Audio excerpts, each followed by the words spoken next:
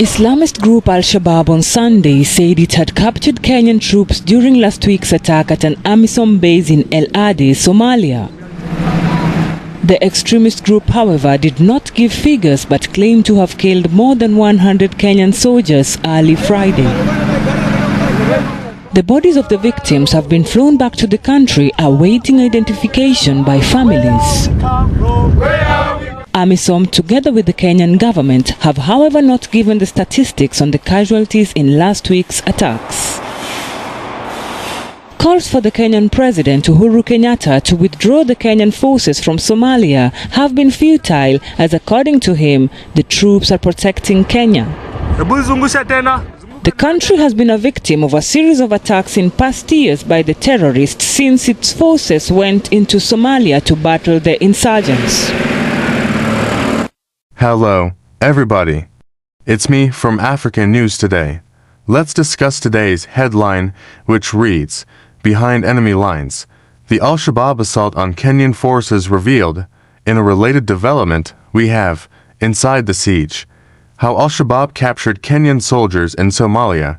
In fact, it was earlier reported that the attackers had overwhelmed the base and looted weapons from the armory before setting the facility ablaze. The extremists also claim to have killed more than 100 Kenyan soldiers during the attack. However, the Kenyan government is yet to verify the number of casualties on its side. Because he feared for his life, the militants launched the attack at around 4 a.m. when most of the soldiers were asleep. He also revealed that the soldiers who were not captured abandoned their weapons and ran away.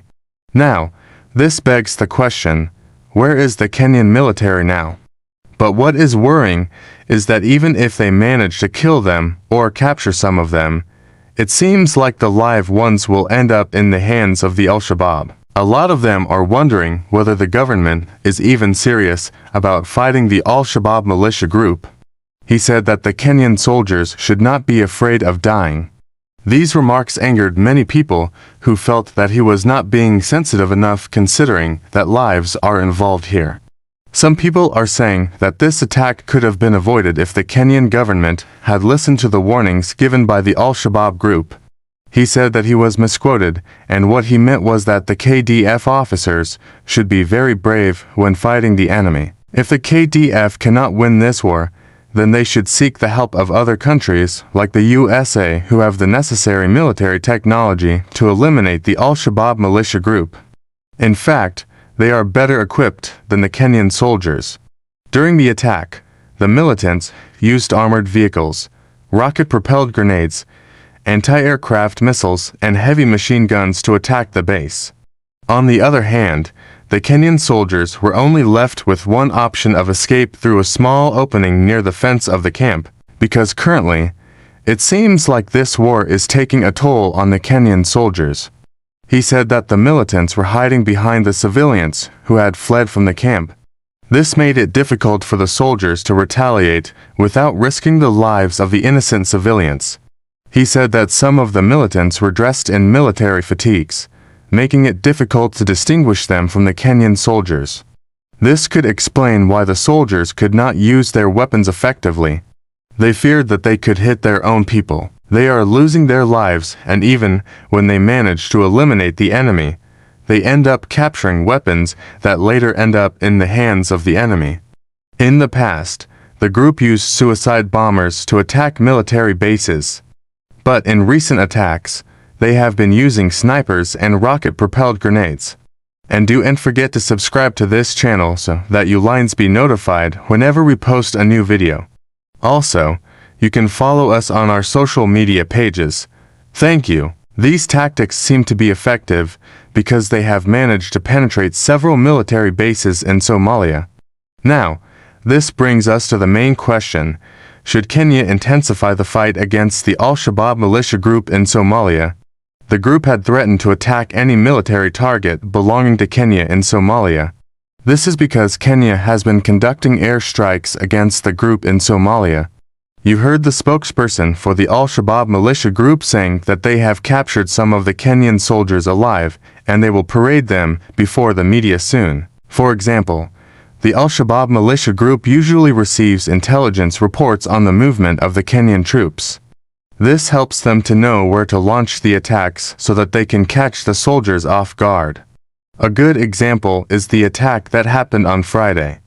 The Al-Shabaab group knew that most of the soldiers were asleep, and that is why they launched the attack at around 4 a.m. So there is every possibility that these soldiers may never return home alive. After the attack, the Kenyan Defense Forces said that they had launched investigations to establish what exactly transpired at the El Ad base. But it seems like they already know what happened because they are now talking about re-strategizing. Feel free to share your views in the comments section below. He said that the attackers came in large numbers and were driving into directions towards their camp. He said that appropriate measures were being taken to prevent such incidents from happening again. He also announced that the KDF had launched a pursuit of the fleeing terrorists in close coordination with their Somali partners. Now, these partners are referring to the Somali National Army and also the African Union Mission in Somalia, also known as AMISOM. Upon realizing that there was an impending attack, the soldiers tried to defend themselves but lacked sufficient firepower. According to the survivor, they were only left with one option of escape through a small opening near the fence of the camp. In fact, one of the videos shows the exact route that they took to escape. You can see the small opening on the fence. The soldiers had to crawl through this opening one by one to escape. But one thing that we can confirm now is the fact that some Kenyan soldiers are in the hands of the enemy. All these articles are published in the Star, Kenya.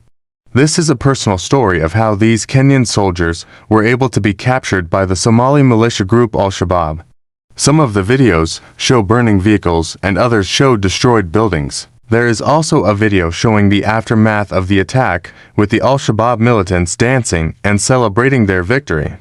Now, a lot of people have been asking, why did it take the militants less than 20 minutes to overwhelm the Kenyan soldiers? Well, it seems like the soldiers lacked intelligence and they were actually caught off guard. And it's really a sad tale.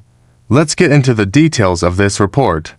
Let's also look at another one, which says, Al-Shabaab strikes again, the harrowing capture of Kenyan troops. As indicated, the Al-Shabaab insurgents have said that they managed to capture some live Kenyan soldiers following the attack on an AMISOM base at El Ad in southern Somalia on Friday. This is according to Abdiasis Abu Musab, who is the spokesperson for the Al-Shabaab insurgents. He said this while speaking to the media in the Somali capital Mogadishu. Now, he said that they have captured some of the Kenyan soldiers alive and they will be paraded before the media soon. He didn't say when exactly this would happen, though, but what we know is that they have indeed been captured alive, so this is not good news for Kenya. We hope that these soldiers will be released soon, but so far there has been no communication about that. Now, when the attack happened on Friday, several videos emerged online showing scenes of the attack. According to one of the survivors, who spoke to the press in confidence, he went ahead and said that those who were not fast enough were captured by the Al-Shabaab militants. Major Emmanuel Churcher, who is the spokesman for the Kenya Defense Forces, said on Sunday that they had noted the gaps that led to the attack. So after this attack, it seems like the Kenyan Defense Forces are working together with the Somali National Army to pursue the fleeing terrorists. Now, this attack has caused a lot of reactions from Kenyans on social media, and just recently, the Deputy President of Kenya, Rigathi Gachagua, while speaking at a funeral in Nyeri County, he said that the KDF should not be afraid to cross over to Somalia to eliminate the Al-Shabaab militia group. And now the Deputy President has come out to explain what he meant. In my opinion, I think the government should try as much as possible to avoid fighting a war that cannot be won. What do you think? Should Kenya intensify the fight against the Al-Shabaab militia group, or should they seek the help of other countries? Now, the article also reveals some more details about the attack. Another interesting detail revealed in the report is that the Al-Shabaab militia group is well equipped with heavy machinery. According to the survivor, The soldiers could not use their weapons effectively because the Al-Shabaab group was using human shields.